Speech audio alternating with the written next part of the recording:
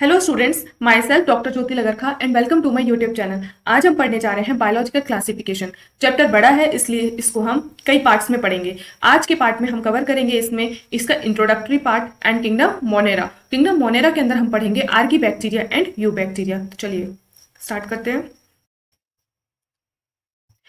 Biological classification. जब से मानव सभ्यता का विकास हुआ तो लिविंग ऑर्गेनिजम्स को डिवाइड करने के कई अटेम्प्ट किए गए। पहले का लिविंग ऑर्गेनिजम्स का क्लासिफिकेशन था वो कोई भी साइंटिफिक बेसिस नहीं था उसका। उन्होंने अपने यूज के आधार पर रोटी, कपड़ा और मकान, फूड, शेल्टर और क्लोथिंग, इन 3 यूसेस के बेसिस पे लिविंग ऑर्गेनिजम्स को क्लासिफाई कर दिया गया। सबसे पहले एरिस्टोटल आए और उन्होंने क्लासिफिकेशन का साइंटिफिक बेसिस दिया। उन्होंने क्या साइंटिफिक बेसिस रखा? उन्होंने प्लांट्स को उसके मॉर्फोलॉजिकल कैरेक्टर के बेसिस पर प्लांट को 3 कैटेगरी में डिवाइड किया, ट्री, श्रब्स एंड हर्ब्स। और उन्होंने एनिमल्स को 2 ग्रुप्स में डिवाइड किया जिसमें रेड ब्लड प्रेजेंट है एंड जिनमें रेड ब्लड प्रेजेंट नहीं है। इस तरह से in Linnaeus time a 2 kingdom system classification with plantae and animalia kingdoms was developed that included all plants and animals respectively. Linnaeus ने 2 किंगडम क्लासिफिकेशन दिया था, प्लांटी एंड एनिमेलिया। प्लांटी में उन्होंने सारे प्लांट्स को रखा और एनिमेलिया में उन्होंने सारे एनिमल्स को रखा। अब हम This system did not distinguish between the eukaryotes and prokaryotes, unicellular and multicellular organisms, and photosynthetic green algae and non-photosynthetic fungi organisms. तो लीनियस का जो 2 किंगडम क्लासिफिकेशन था वो किसके बीच में हमें डिफरेंस नहीं बता रहा था? यूकैरियोट्स और प्रोकैरियोट्स के बीच में, यूनिसेलुलर एंड मल्टीसेलुलर ऑर्गेनिजम्स के बीच में, photosynthetic green algae and non photosynthetic fungi के बीच में। इन सबको उन्होंने एक ही ग्रुप में रख दिया था। ये क्या है? डीमेरिट्स। ये क्या है? लीनियस के 2 किंगडम क्लासिफिकेशन के डीमेरिट्स थे। Classification of organisms into plants and animals was easily done and was easy to understand. जो ऑर्गेनिजम्स का क्लासिफिकेशन था प्लांट्स एंड एनिमल्स में, ये इजीली कर लिया गया और समझने के लिए भी आसान था। But a large number of organisms did not fall into either category, but large number of organisms ऐसे थे जो दोनों में से किसी भी ग्रुप में नहीं आ रहे थे, ना प्लांटी में और ना ही एनिमेलिया में। इसलिए the 2 kingdom classification used for a long time was found inadequate। इसलिए जो 2 kingdom classification था जिसका यूज लॉन्ग टाइम तक किया गया उसको अनुचित पाया गया। Besides gross morphology, a need was also felt for including other characteristics like cell structure, nature of wall, mode of nutrition, habitat, methods of reproduction and evolutionary relationships, etc. Gross morphology के अलावा other characteristics की भी जरूरत महसूस की जाने लगी, जैसे कि cell structure, nature of wall, mode of nutrition, habitat, methods of reproduction and evolutionary relationship. Classification systems for the living organisms have hence undergone several changes over the time। जो living organisms का classification था ये समय के साथ बदलता गया। इसके बाद आए R.H. विटेकर 1969 में विटेकर आए। उन्होंने 5 किंगडम क्लासिफिकेशन दिया। 5 किंगडम क्लासिफिकेशन किसने दिया था? विटेकर ने। कब दिया था? 1969 में। The kingdoms defined by him were named Monera, Protista, Fungi, Plantae and Animalia. तो आर.एच. विटेकर ने जो 5 किंगडम क्लासिफिकेशन दिया था तो उसमें 5 किंगडम कौन कौन से हैं? Monera, Protista, Fungi, Plantae and animalia. The main criteria for classification used by him include cell structure, body organization, mode of nutrition, reproduction and phylogenetic relationships। Whittaker ने अपने क्लासिफिकेशन में मेन क्राइटेरिया कौन सा use किया? Cell structure, body organisation, mode of nutrition, reproduction and phylogenetic relationship. Characteristics of 5 kingdom. तो सबसे पहले ये 5 किंगडम हो गए, Monera, Protista, Fungi, Plantae and Animalia. तो सबसे पहले हम देखते हैं सेल टाइप। तो मोनेरा कैसा है? प्रोकैरियोट। मोनेरा में कौन सी सेल है? प्रोकैरियोटिक सेल है। ओनली मोनेरा में प्रोकैरियोटिक सेल है, बाकी सभी में यूकैरियोटिक सेल है। मैं जैसे पढ़ा रही हूं वैसे पढ़िएगा, याद करने में आसानी होगी। तो मोनेरा को छोड़ करके बाकी सभी ग्रुप्स में यूकैरियोटिक सेल है, ठीक है। केवल मोनेरा में ऑल प्रोकैरियोट, सभी प्रोकैरियोट्स किस में आते हैं? मोनेरा में आते हैं, बाकी सभी में यूकैरियोट्स हैं। अब हम नेक्स्ट देखते हैं सेल वॉल। देखो सबसे पहले एनिमेलिया में क्या है? सेल वॉल एब्सेंट है, सबको पता है। एनिमल्स में कभी सेल वॉल होती है? नहीं। प्लांटी में सेल वॉल प्रेजेंट होती है, किसकी बनी हुई होती है, सेल्यूलोज की बनी सेल वॉल होती है, ये भी सबको पता है। तो यहां से प्लांटी और एनिमेलिया, ये तो हमको पता है। फंजाई में सेल वॉल प्रेजेंट है, काहे की बनी हुई, काइटिन की बनी हुई। फंजाई की सेल वॉल किसकी बनी थी, काइटिन और पॉलीसेकेराइड की, ये भी सबको पता है। अब आते हैं दो में, मोनेरा एंड प्रोटिस्टा। तो मोनेरा की सेल वॉल कैसी होती है, नॉन सेल्यूलोजिक होती है, नॉन सेल्यूलोजिक, काय की बनी होती है, पॉलीसेकेराइड एंड अमाइनो एसिड की बनी हुई होती है। तो मोनेरा की सेल वॉल किसकी बनी हुई होती है, पॉलीसेकेराइड और अमाइनो एसिड की बनी हुई होती है। और अब नेक्स्ट आते हैं प्रोटिस्टा। कुछ प्रोटिस्टा में सेल वॉल प्रेजेंट होती है, कुछ में सेल वॉल एब्सेंट होती है। तो प्रोटिस्टा कैसा है, एक लिंक, कनेक्टिंग लिंक की तरह काम कर रहा है ना। प्रोटिस्टा से नीचे जो है उसमें सेल वॉल नॉन सेल्यूलोजिक है और उसके ऊपर वाले में सेल वॉल डेवलप्ड है। देन अब हम नेक्स्ट पढ़ते हैं न्यूक्लियर मेम्ब्रेन। तो मोनेरा में न्यूक्लियर मेम्ब्रेन एब्सेंट है, क्योंकि मोनेरा में सारे प्रोकैरियोट्स हैं, प्रोकैरियोट्स में न्यूक्लियर मेम्ब्रेन एब्सेंट होती है, बाकी यूकैरियोट्स हैं तो उन सब में न्यूक्लियर मेम्ब्रेन प्रेजेंट है। फिर हम देखते हैं बॉडी ऑर्गेनाइजेशन मोनेरा में कैसा है, सेल्यूलर है, प्रोटिस्टा में कैसा है, सेल्यूलर है। मोनेरा और प्रोटिस्टा का बॉडी ऑर्गेनाइजेशन कैसा है, सेल्यूलर, सेल्स मिल रही है ओनली। फंजाई का कैसा है, मल्टी सेल्यूलर या लूज टिश्यू, यहाँ पे ऑर्गन या ऑर्गन सिस्टम की बात नहीं की गई है। फंजाई का कैसा है, multicellular and loose tissue. फिर है प्लांटी में कैसा है, बॉडी ऑर्गेनाइजेशन कैसा है प्लांटी का, टिश्यू एंड ऑर्गन्स मिल रहे हैं, टिश्यू एंड ऑर्गन्स। एनिमेलिया में टिश्यू भी मिल रहा है, ऑर्गन भी मिल रहा है एंड ऑर्गन सिस्टम। एनिमेलिया में सबसे पहली बार ऑर्गन सिस्टम मिल रहे हैं। ऑर्गन सिस्टम बोली तो जैसे अपने में होता है ना, reproductive system, excretory system, digestive system, respiratory system, इस तरह कभी आपने प्लांट्स में सुना है, नहीं, ये सिर्फ और सिर्फ एनिमेलिया में होते हैं ऑर्गन सिस्टम। अब हम देखते हैं नेक्स्ट और इंपॉर्टेंट मोड ऑफ न्यूट्रिशन। तो मोड ऑफ न्यूट्रिशन सबसे पहले किसका देखते हैं हम, एनिमेलिया का। एनिमेलिया में कैसा मोड ऑफ न्यूट्रिशन होता है, हेट्रोट्रोपिक मोड ऑफ न्यूट्रिशन होता है, किसमें, एनिमेलिया में। तो हेट्रोट्रोपिक, कौन सा हेट्रोट्रोपिक होता है, होलोजोइक एंड सैप्रोफिटिक। एनिमेलिया में कौन सा मोड ऑफ न्यूट्रिशन होता है, हेट्रोट्रोपिक। और हेट्रोट्रोपिक कैसा होता है, होलोजोइक या सैप्रोफिटिक। फिर है प्लांटी में क्या होते हैं, सबको पता है प्लांट्स कैसे होते हैं, ऑटोट्रॉप्स होते हैं। क्या इसमें कोई केमिकल कीमोसिंथेसिस वगैरह होती है कभी प्लांट्स में, नहीं। तो प्लांटी कैसे होते हैं, ऑटोट्रॉपिक, ओनली फोटोसिंथेटिक, ठीक है। तो प्लांट कैसे होते हैं, ऑटोट्रॉपिक। एनिमेलिया कैसे होते हैं, हेट्रोट्रॉपिक। तो ऑटोट्रॉपिक के प्लांट्स कैसे होते हैं, ऑटोट्रॉपिक, फोटोसिंथेटिक। एंड एनिमेलिया कैसे होते हैं, हेट्रोट्रॉपिक। कौन सा हेट्रोट्रॉपिक, होलोजोइक एंड सैप्रोफिटिक। अब हम देखते हैं फंजाई कैसे होते हैं, heterotrophic. Fungi are always heterotrophic. Fungi कैसे होते हैं, हेट्रोट्रॉपिक। और कौन से हेट्रोट्रॉपिक होते हैं, ये सैप्रोफिटिक या पैरासाइट। फिर हम देखते हैं प्रोटिस्टा और मोनेरा। तो मोनेरा और प्रोटिस्टा दोनों ही कैसे होते हैं, ऑटोट्रॉप्स भी होते हैं और हेट्रोट्रॉप्स भी होते हैं। प्रोटिस्टा भी ऑटोट्रॉप्स भी होते हैं और हेट्रोट्रॉप्स भी होते हैं। तो जो मोनेरा है वो कौन सा ऑटोट्रॉप्स होता है, कीमोसिंथेटिक एंड फोटोसिंथेटिक, दोनों तरह के ऑटोट्रॉप्स उसमें मिलते हैं, कीमोसिंथेटिक भी और फोटोसिंथेटिक भी। जब सनलाइट प्रेजेंट रहेगी तब वो फोटोसिंथेसिस करेगा और जब सनलाइट एब्सेंट रहेगी तब उसमें कीमोसिंथेटिक होगा। देन हेट्रोट्रॉपिक कौन सा प्रेजेंट होता है, मोनेरा में हेट्रोट्रॉपिक कौन सी पाई जाती है, सैप्रोफिटिक या पैरासिटिक। अब हम देखते हैं प्रोटिस्टा में कौन सा ऑटोट्रॉपिक पाया जाता है, फोटोसिंथेटिक, नॉट कीमोसिंथेटिक। प्रोटिस्टा में ओनली फोटोसिंथेटिक ऑटोट्रॉप्स मिलते हैं। And heterotropic system has also been proposed that divides the kingdom Monera into 2 domains. अब एक 3 डोमेन सिस्टम भी आया था। 3 डोमेन सिस्टम में क्या किया गया था कि मोनेरा को 2 डोमेन में डिवाइड किया गया था। मोनेरा को 2 डोमेन में डिवाइड किया गया था और बाकी सभी यूकैरियोट्स को 3rd डोमेन में रखा गया था। अब अगर इसके हिसाब से हम डोमेन सिस्टम के हिसाब से क्लासिफिकेशन को देखें तो इनके बेसिस पे देखें, किंगडम क्लासिफिकेशन के बेसिस पे, तो ये क्या है, 6 किंगडम क्लासिफिकेशन, जिसके बारे में हायर क्लासेस में। Earlier classification systems included bacteria, blue-green algae, fungi, mosses, ferns, gymnosperms and the angiosperms and the plants. जो हमारे अर्लियर क्लासिफिकेशन सिस्टम थे, पहले के थे, उन्होंने bacteria, blue green algae, fungi, mosses, ferns, gymnosperm, angiosperm सबको plant में रख दिया था। The character that unified this whole kingdom was that all the organisms included had a cell wall in their cells. इन सभी में एक कॉमन कैरेक्टर क्या था कि सभी के सेल में सेल वॉल प्रेजेंट थी। This placed together groups which widely differed in other characteristics. इनको एक साथ एक ग्रुप में रखा गया था, जबकि इन जो अदर कैरेक्टर थे, सेल वॉल के अलावा जो अदर कैरेक्टर थे वो सभी बहुत ज्यादा डिफरेंट थे इनमें।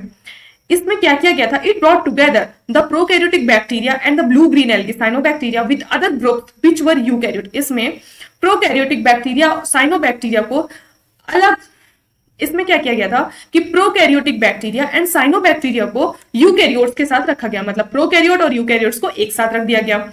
It also grouped together the unicellular organisms and multicellular ones. इसमें यूनिसेल्युलर एंड मल्टीसेल्युलर ऑर्गेनिजम्स को साथ में रख दिया गया, जैसे कि क्लेमाइडोमोनास एंड स्पायरोगायरा। स्पायरोगायरा क्या है, मल्टीसेल्युलर है, और क्लेमाइडोमोनास क्या है, यूनिसेल्युलर। इनको एक ही में रख दिया गया, इनको एक ही ग्रुप में रख दिया गया। The classification did not differentiate between the heterotrophic group fungi and the autotrophic green plants। सबको एक साथ रख दिया गया था, इसलिए ये क्लासिफिकेशन हेट्रोट्रॉप्स फंजाई और ऑटोट्रॉपिक ग्रीन प्लांट्स के बीच भी डिफरेंस नहीं बता रहा था। दो they also showed a characteristic difference in their wall composition. इनकी वॉल में इनकी वॉल का जो कॉम्पोजिशन था वो बहुत ज्यादा डिफरेंट था। जो फंजाई की सेल वॉल होती है वो काइटिन की बनी हुई होती है, और जो ग्रीन प्लांट्स की सेल वॉल होती है वो सेल्यूलोज की बनी हुई होती है। When such characteristics were considered, जब इन सब कैरेक्टरिस्टिक्स को देखा गया, कंसीडर किया गया, तो फंजाई को एक सेपरेट किंगडम फंजाई में रखा गया। All prokaryotic organisms were grouped together under kingdom Monera। जितने भी प्रोकैरियोटिक ऑर्गेनिजम्स है, सभी प्रोकैरियोट ऑर्गेनिजम्स को किंगडम मोनेरा के अंदर रखा गया है। एंड यूनिसेल्युलर यूकैरियोट्स को किंगडम प्रोटिस्टा के अंदर रखा गया है। ये दो बहुत इंपॉर्टेंट लाइनें हैं।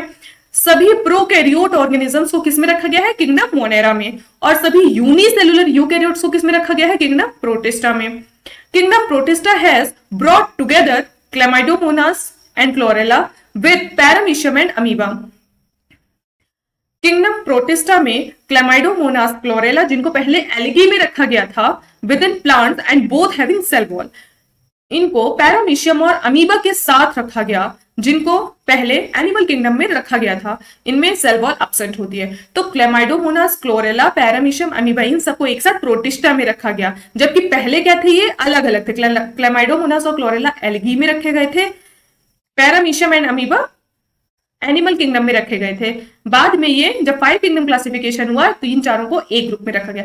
ये लाइन थोड़ी सी कंफ्यूजिंग है। एनसीईआरटी यहाँ पे ये खुद ही बोल रहा है, यहाँ पे इस लाइन में ये खुद ही बोल रहा है कि किंगडम प्रोटिस्टा में रखा गया किसको, क्लेमाइडोमोनास एंड क्लोरेला को, और आगे के चैप्टर में इसने खुद ही बोला है क्लेमाइडोमोनास और क्लोरेला को इसने खुद ही एल्गी में रखा है। It has put together organisms which in earlier classification were placed in different kingdoms. जो पहले अलग अलग किंगडम्स में थे उनको साथ में रखा गया। दिस हैपेंड, ये क्यों हुआ, because the criteria of classification change. तो क्यों ऐसा हुआ, क्योंकि क्लासिफिकेशन का क्राइटेरिया चेंज हुआ। This kind of changes will take place in future too. इस तरह के चेंजेस फ्यूचर में भी होंगे। ये डिपेंड करता है हमारी समझ पर, in our understanding of characteristics and evolutionary relationships. ये हमारी समझ, इस तरह के चेंजेस फ्यूचर में भी होते रहेंगे। कैसे कैसे हम कैरेक्टर को समझते जाते हैं। Over time an attempt has been made to evolve a classification system which reflect not only the morphological, physiological and reproductive similarities but is also phylogenetic based on evolutionary relationships. जो classification है ना केवल वो morphological, physiological and reproductive similarities को बताता है, बल्कि वो फाइलोजेनेटिक को भी बताता है, जो किस पर बेस्ड है, इवोल्यूशनरी रिलेशनशिप पे। अब हम स्टार्ट करते हैं किंगडम मोनेरा। तो bacteria are the sole members of kingdom Monera. Kingdom Monera के सोल मेंबर कौन है, bacteria. They are the most abundant microorganisms, सबसे ज्यादा पाए जाने वाले माइक्रो ऑर्गेनिजम्स हैं। आप जहां भी देखोगे बैक्टीरिया दिख जाएगा, अपने हाथ की सरफेस पे, कहीं टेबल पे, पेन पे, फोन पे, हर जगह बैक्टीरिया प्रेजेंट है। Bacteria are almost everywhere. Hundreds of bacteria are present in a handful of soil. They also live in extreme habitats जैसे कि hot springs, desert, snow and deep oceans where very few other life forms can survive। जहां बहुत ही कम life forms होते हैं, survive कर पाते हैं, वहां पे भी ये बैक्टीरिया मिलते हैं एक्सट्रीम हैबिटेट्स में, जैसे कि गर्म पानी के झरने, डेजर्ट, स्नो एंड गहरे समंदर में, जहां पे जीवन लगभग नामुमकिन होता है, वहां पे भी ये मिलते हैं। Many of them live in or on other organisms as parasites। कई बैक्टीरिया ऐसे हैं जो अदर और दूसरे ऑर्गेनिजम्स के अंदर या उनके ऊपर पैरासिटिक फॉर्म में मिलते हैं, पैरासाइट की तरह रहते हैं। Bacteria are grouped under 4 categories based on their shape. Bacteria को उनके शेप के बेसिस पे 4 कैटेगरी में डिवाइड किया गया है। जो स्फेरिकल कोकस, जो जिनका शेप कैसा है, स्फेरिकल है, उनको रॉड शेप्ड बैसिलस, जो रॉड शेप्ड बैसिलस है उसमें स्पोर प्रेजेंट है। द कॉमा शेप्ड विब्रियम, ये कॉमा शेप्ड विब्रियम, एंड स्पाइरिलम, ये स्पाइरिला, इसमें फ्लैजिला प्रेजेंट है। Though the bacterial structure is very simple, they are very complex in behavior. चूंकि bacteria का स्ट्रक्चर बहुत ही सिंपल होता है जबकि उनका बिहेवियर बहुत ही कॉम्प्लेक्स होता है।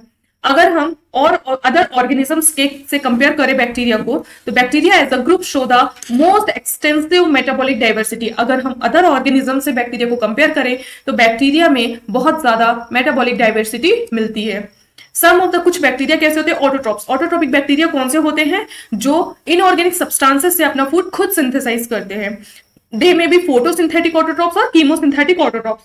तो ये कैसे हो सकते हैं, या तो फोटोसिंथेटिक ऑटोट्रॉप्स होंगे या कीमोसिंथेटिक ऑटोट्रॉप्स होंगे।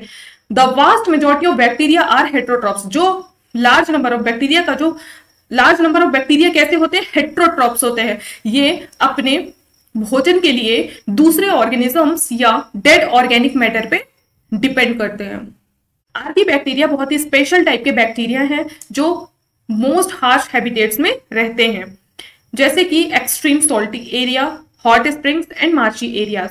जो एक्सट्रीम सॉल्टी एरियाज में आर्की बैक्टीरिया होते हैं उनको क्या बोलते हैं, हेलोफाइल्स। जो हॉट स्प्रिंग्स में रहते हैं उनको क्या बोलते हैं, थर्मोएसिडोफिल्स। एंड जो मार्ची एरियाज में रहते हैं उसको क्या बोलते हैं, methanogens. Archie bacteria other bacteria से डिफरेंट होते हैं कैसे, सेल वॉल के स्ट्रक्चर में। इनकी सेल वॉल का स्ट्रक्चर दूसरे अदर बैक्टीरिया से अलग डिफरेंट होता है, जो किसके लिए रिस्पॉन्सिबल है, इनकी एक्सट्रीम कंडीशन में सर्वाइवल के लिए। Methanogens are present in the gut of several ruminant animals such as cows and buffaloes. जो मेथेनोजेंस कहां प्रेजेंट होते हैं, रूमिनेंट एनिमल्स की गट में, जैसे कि काउज एंड बफेलोज। और ये किसके लिए रिस्पॉन्सिबल होते हैं, for the production of methane या biogas from the dung of this animals. Eubacteria, there are thousands of different eubacteria और ट्रू बैक्टीरिया। बहुत सारे यू बैक्टीरिया या ट्रू बैक्टीरिया प्रेजेंट है। They are characterized by presence of rigid cell wall, and अगर ये motile है तो इनमें फ्लैजिलम प्रेजेंट है। द साइनोबैक्टीरिया, साइनोबैक्टीरिया क्या है, type of eubacteria. Cyanobacteria को और क्या बोलते हैं, ब्लू ग्रीन एल्गी। साइनोबैक्टीरिया में क्लोरोफिल ए होता है जो किसके सिमिलर होता है, ग्रीन प्लांट के क्लोरोफिल की तरह। And photosynthetic autotrophs. तो साइनोबैक्टीरिया कैसे होते हैं, फोटोसिंथेटिक ऑटोट्रॉप्स, अपना खाना खुद बनाते हैं फोटोसिंथेसिस के द्वारा। क्यों, क्योंकि इसमें क्लोरोफिल मिल रहा है। The cyanobacteria are unicellular, colonial और फिलामेंटस। तो साइनोबैक्टीरिया कैसे होते हैं, यूनिसेलुलर होते हैं, कॉलोनियल होते हैं, फिलामेंटस, हर रूप में पाए जाते हैं। फ्रेश वाटर भी हो सकते हैं, मेराइन भी होते हैं और टेरेस्ट्रियल भी होते हैं। इनकी जो कॉलोनीज होती हैं यू बैक्टीरिया की, वो जनरली किससे सराउंडेड होती हैं, एक जिलेटिन की बनी हुई शीथ से। ये क्या करते हैं कि जो पोल्यूटेड वाटर बॉडीज होती है उसमें ब्लूम्स बनाते हैं। Some of these organisms can fix atmospheric nitrogen in specialized cells called heterocyst. जो यू बैक्टीरिया होते हैं उसमें एक स्पेशल सेल मिलती है जिसको क्या बोलते हैं, हेट्रोसिस्ट। ये हेट्रोसिस्ट किस काम आती है, एटमॉस्फेरिक नाइट्रोजन के फिक्सेशन में काम आती है। हेट्रोसिस्ट किस में मिलते हैं, nostoc and anabaena. Nostoc and anabaena example है एटमॉस्फेरिक नाइट्रोजन फिक्सेशन का, ठीक है। फिर है अगला, हम देखते हैं कीमोसिंथेटिक ऑटोट्रॉप्स। अभी हमने क्या देखा, फोटोसिंथेटिक ऑटोट्रॉप्स, अब हम देख रहे हैं कीमोसिंथेटिक ऑटोट्रॉप्स। तो जो कीमोसिंथेटिक ऑटोट्रॉपिक बैक्टीरिया होते हैं वो कई इनऑर्गेनिक सब्सटेंसेस जैसे कि नाइट्रेट, नाइट्राइट एंड अमोनिया, इनको ऑक्सीडाइज करते हैं और इनसे जो एनर्जी रिलीज होती है उसको एटीपी प्रोडक्शन में यूज करते हैं। They play a great role in recycling nutrients like nitrogen, phosphorus, iron and sulphur. ये क्या करते हैं, हेट्रोट्रॉपिक बैक्टीरिया। हेट्रोट्रॉपिक बैक्टीरिया कौन से होते हैं, जो अपना खाना खुद नहीं बनाते हैं। Are most abundant in nature. Heterotrophic bacteria nature में बहुत ज्यादा मिलते हैं। सबसे ज्यादा पाए जाने वाले बैक्टीरिया कौन से, heterotrophic bacteria. The majority are important decomposer. ज्यादातर को इसमें से कैसे होते हैं, डीकम्पोजर होते हैं। Many of them have a significant impact on human affairs. They are helpful in making curd from milk, दूध से दही बनाने में, production of antibiotics, fixation of nitrogen in legume, है ना। तो बहुत सारे हेट्रोट्रॉपिक बैक्टीरिया ऐसे हैं जो हमारे लिए बहुत काफी यूजफुल है, जैसे दूध से दही बनाने में, एंटीबायोटिक्स बनाने में, एंड लेग्यूम्स में नाइट्रोजन फिक्स करने में, लेग्यूम के रूट में नाइट्रोजन फिक्सेशन में। सम इसमें से कुछ पैथोजेनिक भी होते हैं जो human beings, crops, farm animals and pets में डिजीज कॉज करते हैं। तो कुछ यहाँ पे बैक्टीरियल डिजीज के नाम दिए गए हैं, जैसे कि कॉलरा, टाइफाइड, टेटनस और साइट्रस कैंकर। ये डिजीज हैं जो डिफरेंट बैक्टीरिया से कॉज होती है। अब देखते हैं next reproduction in bacteria. Bacteria में रिप्रोडक्शन कैसे होता है? तो बैक्टीरिया में मेनली किससे रिप्रोडक्शन होता है? फिजन के द्वारा। समटाइम्स, कभी कभी अनफेवरेबल कंडीशन में दे प्रोड्यूस स्पोर। बैक्टीरिया में मेनली किससे होता है रिप्रोडक्शन? फिजन से। कभी कभी अनफेवरेबल कंडीशन में ये स्पोर प्रोड्यूस करते हैं। They also reproduce by a sort of sexual, कुछ हद तक इसमें कुछ मात्रा में सेक्सुअल रिप्रोडक्शन भी मिलता है। तो सेक्सुअल रिप्रोडक्शन कैसे होता है? इसमें एक बैक्टीरिया से दूसरे बैक्टीरिया में एक प्रिमिटिव टाइप का डीएनए ट्रांसफर के द्वारा। ये एनसीईआरटी में एक डिवाइडिंग बैक्टीरियम का फोटो दिया हुआ है। ये सेल वॉल है, सेल मेम्ब्रेन है और ये डीएनए। अब हम पढ़ते हैं ये माइकोप्लाज्मा। 4 लाइनें एनसीईआरटी में, लेकिन हर लाइन हर सेंटेंस बहुत इंपॉर्टेंट है।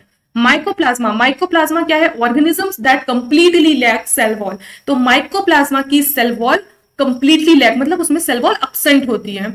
They are smallest living cells known. अभी तक जितनी भी सेल हमें पता है उसमें सबसे छोटी कौन सी है? माइकोप्लाज्मा। तो लिविंग सेल में सबसे छोटी लिविंग सेल कौन सी है? Mycoplasma. And can survive without oxygen.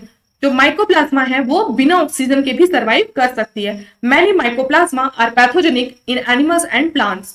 कई माइकोप्लाज्मा एनिमल्स और प्लांट्स के लिए पैथोजेनिक होते हैं। अगर वीडियो पसंद आई हो तो प्लीज चैनल को लाइक, सब्सक्राइब एंड शेयर करें। Thank you.